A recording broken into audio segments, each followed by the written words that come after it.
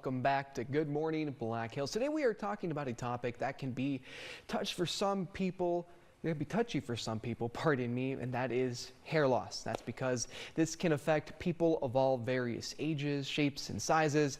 And this morning, to talk about hair loss is Dr. Leisha Thornburg. All right, we have a lot of information to get through this morning regarding the topic of hair loss. So really quickly, when we're talking hair loss, what are we talking about? So we're talking about hair loss for many different reasons. We can have scarring alopecia, which truly needs intervention, a scalp biopsy, and that's from autoimmune diseases, and then non-scarring alopecia.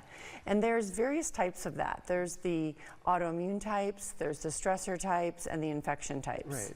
And a common myth, at least from what I was reading up until today, was that a lot of the time it's considered that men are the ones that only get hair loss. Is that true, or is that a myth? Right, myth. So men and women both get what we call androgenic alopecia. Okay.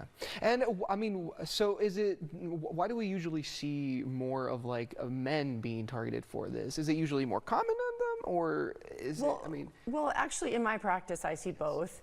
And particularly women in my practice seem to have a lot of emotional distress over losing hair at an earlier age. So women can get that same male pattern hair loss. They also can get other diseases more often, like autoimmune ones with hair loss. Right. And what are some treatments that go into this? Well, first you need to decide what it is. So you need to see a board-certified dermatologist to determine if it's an autoimmune type of hair loss, or if it's one that you've been sick or medications, or if it's an infection. Right. And if it's an infection, of course, like the ringworm one, we need to clear the infection. Right. If it's an autoimmune one, we need to treat that source as well. And now there's new biologic medications where we can really reverse the autoimmune hair loss. So that's pretty exciting. That is very exciting. I mean, and really quickly before, before we even talk about that, what are some early signs for this? So you could be losing just clumps of hair. It is normal to lose up to 100 hairs a day. So really, there's some hair loss experts who make you like count your hairs and bring it in a baggie. Right. So it's really important to realize. But also there's types where you lose these round bald patches and maybe your nails are affected.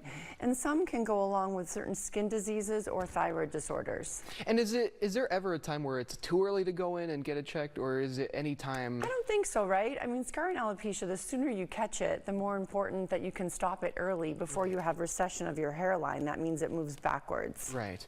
All right. And then finally, before we wrap up here, is there anything else our viewers should know about hair loss? We now know there's a lot of nutritional deficiencies that when there's scientific evidence that you're deficient, we can supplement with that. There isn't great evidence that if you haven't had a lab tested that you should supplement, but particularly zinc and vitamin D have been found to be culprits. So see your dermatologist, get the appropriate workup and labs if necessary. All right. And low-level light therapy.